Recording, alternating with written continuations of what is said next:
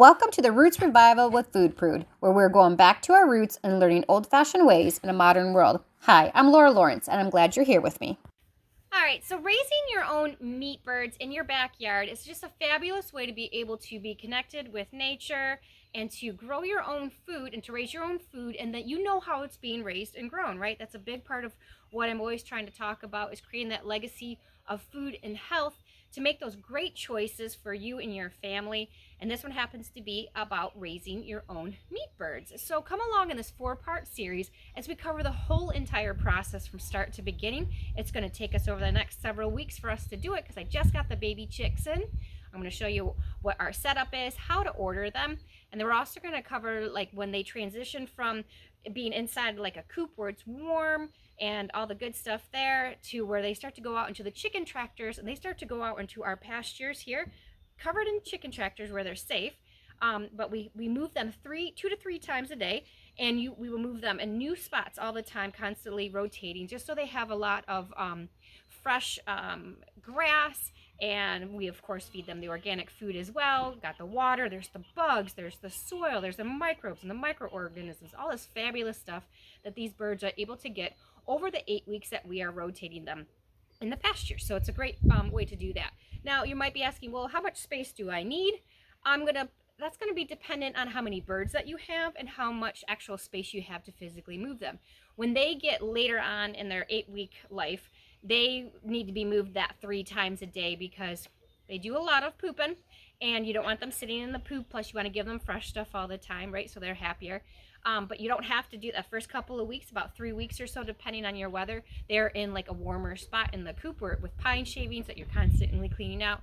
Then as soon as it stays warm enough at night where they don't need the heat lamps anymore, they go outside and we move them. That might be at the beginning. At that point right there is only 1 week time that we're moving them, or 1 time a day that we're moving them because they're still very small. And then as they get older, maybe it's 2 times, and then again towards the end of the 8 weeks, we go ahead and move them 3 times a day. So there's the question with that. Then of course you're going to think about where you're going to source your food from and all your supplies that you need. And then you're going to think about your processing. Are you choosing to process your chicken by yourself? So then you're going to need the equipment. Or would you like to hire someone else to come and process them? There's probably mobile processing units that would be able to come to your location and process, and you would actually be able to learn from them, which is great. You could also take them into a location where you drop them off and pick them up when they are done and frozen. So it's kind of up to you to start looking at what you have locally. Start asking friends and stuff like that what they've done, or look on Facebook groups and stuff like that and say what they have done. Of course, build that into your cost with either like having someone else do it as well. The cost is very, very like a range on how much. I've seen a couple bucks up to $5 in some of our areas right here. I'm sure it gets cost even more, so you got to add that cost into each one of your bird prices as well. We always like to keep track of all of our finances though, but however we feel like even if it costs maybe a little bit more for us to do it, the whole process of raising all of our own food and stuff like that, it's still better than even buying, say, organic meat and organic veggies out of the store, because this way we know exactly how these animals were raised, what they were fed, and how their life was, and that makes us feel very happy about it, and that's the way that we like to go about it. So that was like a little side rant there for you. So you gotta so with the processing, you can go a couple different ways with the processing if you were to do it yourself. You can use a turkey fryer to scald them, which would be help, and then you physically pluck out all the feathers, right? More labor, but less cost. So you could do that.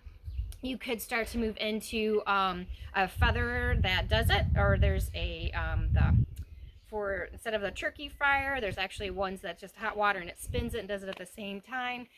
There's rotating ones that we have for to get them hot, and then we put them into a plucker that spins them, and then we go ahead and finish up the processing. We use some tables, and we set up a canopy, and so there's a lot to the processing part. So it depends on what you want to do and how you want to and what the price is and all that stuff. So you can start to look for processing stuff equipment yourself, or you could do it as cheap as possible, really, or have someone else do it. So, but we're going to cover a lot of this stuff over the 8 weeks that we're going to start recording these videos and sharing with you exactly how we do organic meat birds in our own backyard. So I hope you join along.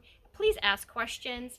If you have some input or insight of any of this stuff, that would be great, or some different resources and stuff like that. We would love to be able to share with our friends and build up this community, and how all of this works. So appreciate you, and I'll see you at the next one.